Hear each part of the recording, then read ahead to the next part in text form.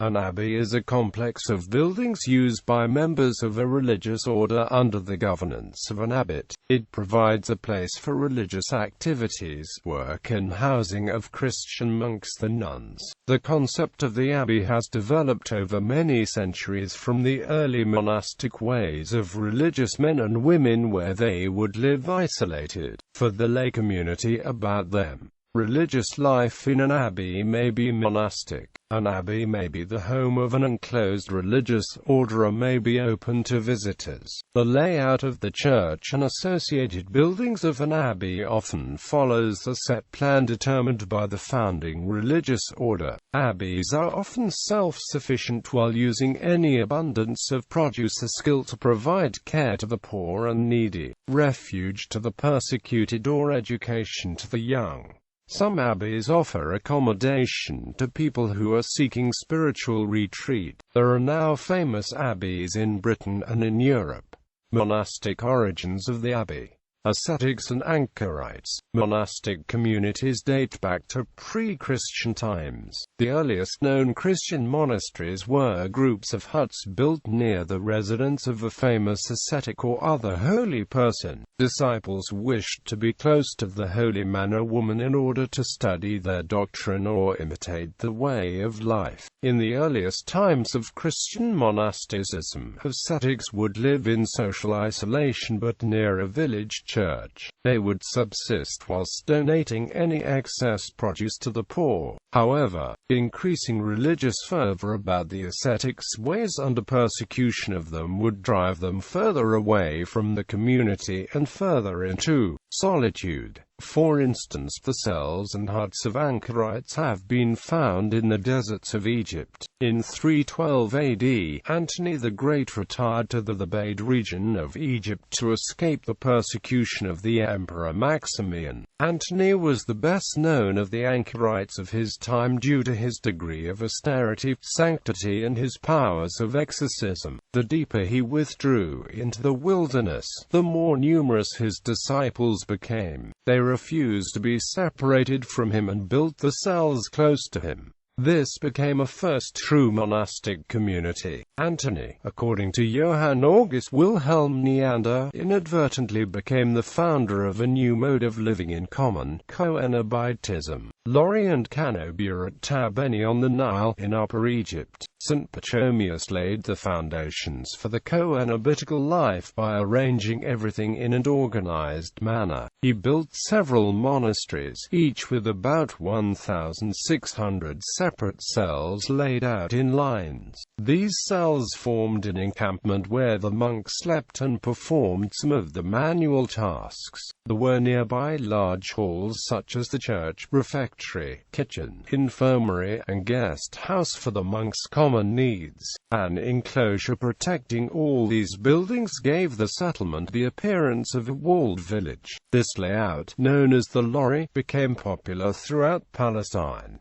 As well as the lorry, communities known as canobia developed. These were monasteries where monks lived a common life together. The monks were not permitted to retire to the cells of a lorry before they had undergone a lengthy period of training. In time, this form of common life superseded that of the older lorry.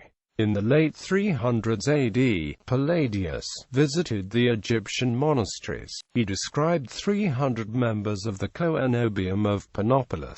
There were 15 tailors, 7 smiths, 4 carpenters, 12 camel drivers and 15 tanners. These people were divided into subgroups, each with its own oeconomus.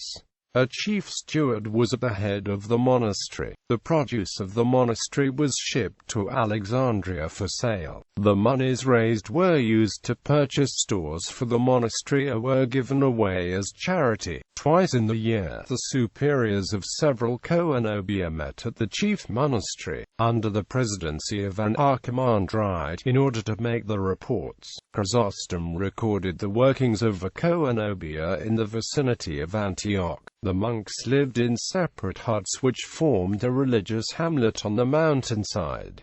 They were subject to an abbot, and observed a common rule. Great Lavra at Mount Athos. The layout of the monastic Coenobium was influenced by a number of factors. These included a need for defense, economy of space, and convenience of access. The layout of buildings became compact and orderly. Larger buildings were erected and defense was provided by strong outside walls. Within the walls, the buildings were arranged around one or more open courts surrounded by cloisters. The usual arrangement for monasteries of the Eastern world is exemplified in the plan of the convent of the Great Lavra at Mount Athos. With reference to the diagram, right, the convent of the Great Lavra is enclosed within a strong and lofty blank stone wall. The area within the wall is between 3 and 4 acres. The longer side is about 500 feet in length. There is only one entrance, which is located on the north side, defended by 3 iron doors. Near the entrance is a large tower, a constant feature in the monasteries of the Levant. There is a small postern gate at L. The enceinte comprises 2 large open courts, surrounded with buildings connected with cloister galleries of wood or stone. The outer court, which is the larger by far, contains the granaries and storehouses, the kitchen and other offices connected with the refectory. Immediately adjacent to the gateway is a 2-storied guest house, entered from a cloister. The inner court is surrounded by a cloister from which one enters the monks' cells. In the center of this court stands the Catholic and conventual church, a square building with an apse of the cruciform domical Byzantine type, approached by a domed narthex.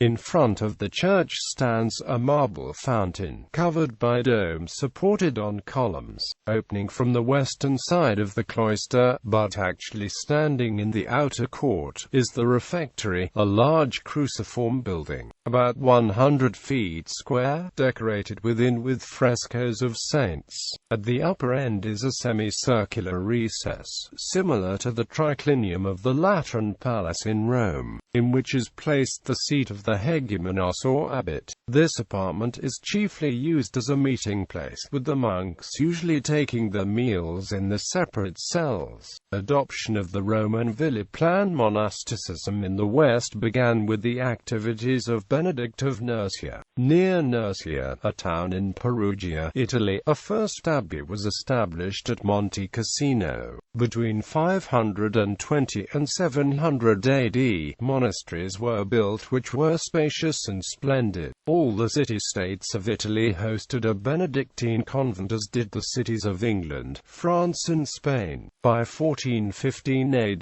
the time of the Council of Constance, 15,070 Benedictine monasteries had been established. The early Benedictine monasteries, including the first at Monte Cassino, were constructed on the plan of the Roman villa. The layout of the Roman villa was quite consistent throughout the Roman Empire, and where possible, the monks reused available villas in sound repair. This was done at Monte Cassino. However, over time, changes to the common villa layout occurred. The monks required buildings which suited the religious and day-to-day activities. No overriding specification was demanded of the monks, but the similarity of the needs resulted in uniformity of design of abbeys across Europe. Eventually, the buildings of a Benedictine abbey were built in a uniform layout, modified where necessary, to accommodate local circumstances. Abbey of St. Gall. The plan of the Abbey of St. Gall indicates the general arrangement of a Benedictine monastery of its day. According to the architect Robert Willis, the abbey's layout is that of a town of individual houses with streets running between them. The abbey was planned in compliance with the Benedictine rule that, if possible, a monastery should be self-contained. For instance, there was a mill, a bakehouse, stables, and cattle stalls.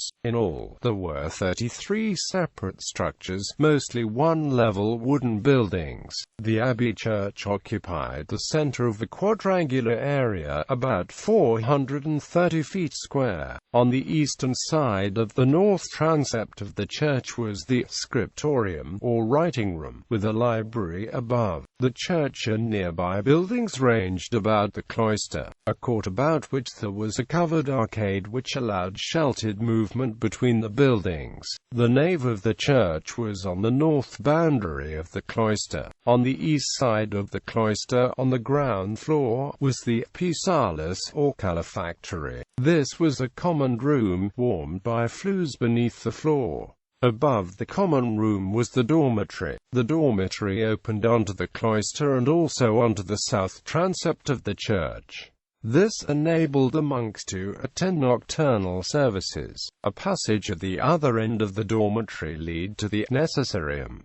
On the south side of the cloister was the refectory. The kitchen, at the west end of the refectory, was accessed via an anteroom and a long passage. Nearby were the bakehouse, brewhouse and the sleeping rooms of the servants.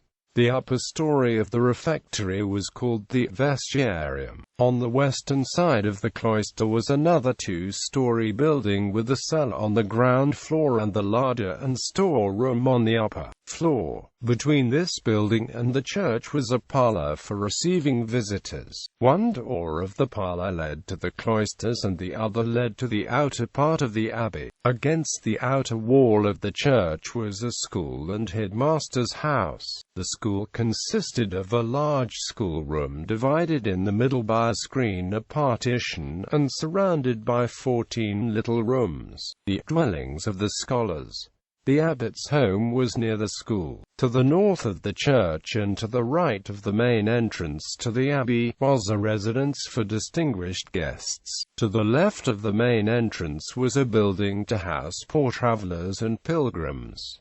There was also a building to receive visiting monks. These hospitia had a large common room, a refectory surrounded by bedrooms. Each hospitium had its own brewhouse and bakehouse, and a building for more prestigious travelers had a kitchen and storeroom, with bedrooms for the guests, servants and stables for the horses. The monks of the abbey lived in a house built against the north wall of the church. The whole of the southern and western areas of the abbey were devoted to workshops, stables and farm buildings, including stables, ox sheds, goat stables, piggeries, and sheepfolds, as well as the servants' and laborers' quarters. In the eastern part of the abbey there was a group of buildings representing in layout 2 complete miniature monasteries. That is, each had a covered cloister surrounded by the usual buildings such as the church, the refectory, the dormitory and so on. A detached building belonging to each contained a bathroom and a kitchen. One of the miniature complexes was called the Abbot.It. These were the buildings for the novices.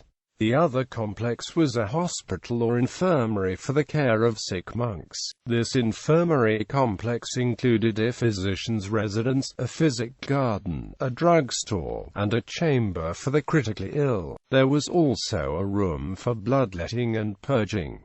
The physic garden occupied the northeast corner of the abbey. In the southernmost area of the abbey was the workshop, containing utilities for shoemakers, saddlers, cutlers and grinders, trencher makers, tanners, curriers, fullers, smiths and goldsmiths. The tradesmen's living quarters were at the rear of the workshop. Here, there were also farm buildings, a large granary and thrashing floor, mills, and malt house. At the southeast corner of the abbey were hen and duck houses, a poultry yard, and the dwelling of the keeper. Nearby was the kitchen garden which complemented the physic garden and a cemetery orchard. Every large monastery had priories. A priory was a smaller structure or entities which depended on the monastery. Some were small monasteries accommodating 5 or 10 monks. Others were no more than a single building serving as residence or a farm offices. The outlying farming establishments belonging to the monastic foundations were known as villi, or granges. They were usually staffed by lay brothers, sometimes under the supervision of a monk. Benedictine abbeys in England Many of today's cathedrals in England were originally Benedictine monasteries. These included Canterbury, Chester, Durham, Ely, Gloucester, Norwich, Peterborough, Rochester, Winchester, and Worcester. Shrewsbury Abbey in Shropshire was founded as a Benedictine monastery by the Normans in 1083. Westminster Abbey was founded in the 10th century by St. Dunstan, who established a community of Benedictine monks. The only traces of St. Dunstan's monastery remaining are round arches and massive supporting columns of the undercroft and the pyx chamber. The cloister and buildings lie directly to the south of the church. Parallel to the nave, on the south side of the cloister, was a refectory, with a lavatory at the door. On the eastern side, there was a dormitory, raised on a vaulted substructure and communicating with the south transept and a chapter house. A small cloister lay to the southeast of the large cloister. Beyond that was an infirmary with a table hall and a refectory for those who were able to leave their chambers. At the west entrance to the abbey, there was a house and a small courtyard for the abbot. St. Mary's Abbey, York in 1055. St. Mary's Abbey, York was built in England's north by the order of St. Benedict. It followed the common plan. The entrance to the abbey was through a strong gate on the northern side. Close to the entrance was a chapel. This was for visitors arriving at the abbey to make the devotions. Near the gate was the hospitium. The buildings are completely ruined, but the walls of the nave and the cloisters are still visible on the grounds of the Yorkshire Museum. The abbey was surrounded by fortified walls on 3 sides. The river Ouse bordered the 4th side. The stone walls remain as an excellent example of English abbey walls. Reforms at the Abbey of Cluny. The Abbey of Cluny was founded by William I, Duke of Aquitaine in 910 AD at Cluny, Saône-et-Loire, France. The abbey was built in the Romanesque style. The abbey was noted for its strict observance of the rule of St. Benedict. However, reforms resulted in many departures from this precedent. The Cluniac reforms brought focus to the traditions of monastic life, encouraging art and the caring of the poor. The Cluniac reforms quickly spread by the founding of new abbey complexes and also by adoption of the reforms by existing abbeys. By the 12th century, the Abbey of Cluny was the head of an order consisting of 314 monasteries. The church at the abbey was commenced in 1089 AD by St. Hugh, the 6th abbot. It was finished and consecrated by Pope Innocent II around 1132 AD.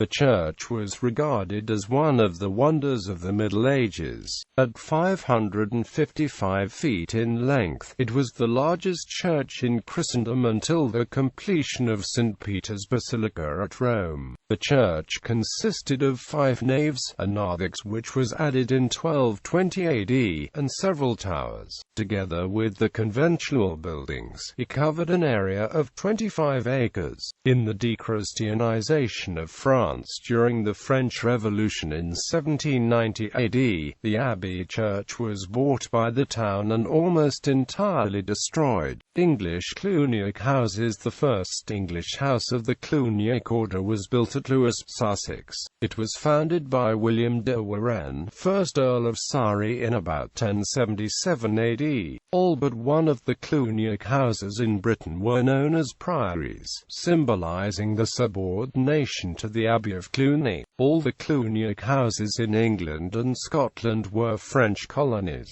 governed by French priors who travelled to the Abbey of Cluny to be consulted.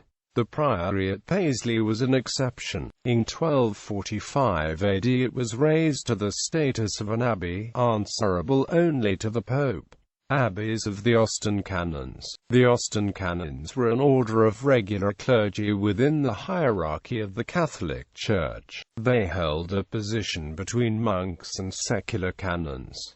They were known as black canons because of the color of the habits. In 1105 AD, the first house of the order was established at St. Botolph's Priory, Colchester, Essex. The canons built very long naves to accommodate large congregations. The choirs were also long. Sometimes, as at Clantony and Christ Church, Dorset, the choir was closed from the aisles. At other abbeys of the order, such as Bolton or Kirkham, there were no aisles. The nave in the northern houses of the order often had only a north aisle. The arrangement of the monastic buildings followed the ordinary plan. The prior's lodge was usually attached to the southwest angle of the nave. The Austin Canon's house at Thornton, Lincolnshire had a large and magnificent gatehouse. The upper floors of the gatehouse formed the guest house. The chapter house was octagonal in shape. Augustinian abbeys. The plan of the Abbey of St. Augustine's at Bristol demonstrates the arrangement of the buildings by this order. The plan departs very little from the ordinary Benedictine type. Bristol Cathedral Premonstratensians. The Premonstratensian regular canons, or white canons, were of an order founded in 1119 AD by Norbert of Xanten. The order was a reformed branch of the Augustinian canons. From a marshy area in the forest of Coucy in the Diocese of Laon, the order spread widely. Even in Norbert's lifetime, the order had built abbeys in Aleppo, Syria, and in the Kingdom of Jerusalem. Of the Abbey of St. Samuel, Dennis Pringle wrote, "The Premonstratensian Abbey of St. Samuel was a daughter house of Premontre itself. Its abbot had the status of a suffragan of the Patriarch of Jerusalem, with the right to a cross but not to a mitre nor a ring." It long maintained its rigid austerity, though in later years the abbey grew wealthier, and its members indulged in more frequent luxuries. Just after 1140 AD, the Premonstratensians were brought to England. The first settlement was at Newhouse, Lincolnshire, near the Humber tidal estuary. There were as many as 35 Premonstratensian abbeys in England. The head abbey in England was at Welbeck, but the best preserved are Easby Abbey in Yorkshire, and Bayham Old Abbey in Kent. The layout of Easby Abbey is irregular due to its position on the edge of a steep river bank. The cloister is duly placed on the south side of the church, and the chief buildings occupy the usual positions around it. However, the cloister garth, as at Chichester, is not rectangular, and thus all the surrounding buildings are positioned in an awkward fashion. The church follows the plan adopted by the Austin canons in the northern abbeys, and has only one aisle to the north of the nave, while the choir is long, narrow and without an aisle. Each transept has an aisle to the east, forming 3 chapels. The church at Bayham Old Abbey had no aisles in the nave of the choir. The latter terminated in a 3-sided apse. The church is remarkable for its extreme narrowness in proportion to its length. While the building is 257 feet long, it is not more than 25 feet wide. Premonstratensian canons did not care to have congregations nor possessions. Therefore, they built the churches in the shape of a long room. Cistercian abbeys. The Cistercians, a Benedictine reform group, were established at Cîteaux in 1098 AD by Robert of Molesme, Abbot of Molesme, for the purpose of restoring, as far as possible, the literal observance of the rule of Saint Benedict. La Ferté, Pontigny, Clairvaux, and Morimond were the first 4 abbeys to follow Cîteaux's example, and others followed. The monks of Cîteaux created the well-known vineyards of Clos-Vougeot and Romanée in Burgundy. The Cistercian principle of rigid self-abnegation carried over to the design of the order's churches and buildings. The defining architectural characteristic of the Cistercian abbeys was extreme simplicity and plainness. Only a single central tower was permitted, and that was usually very low. Unnecessary pinnacles and turrets were prohibited. The triforium was omitted. The windows were usually plain and undivided, and it was forbidden to decorate them with stained glass. All needless ornament was prescribed.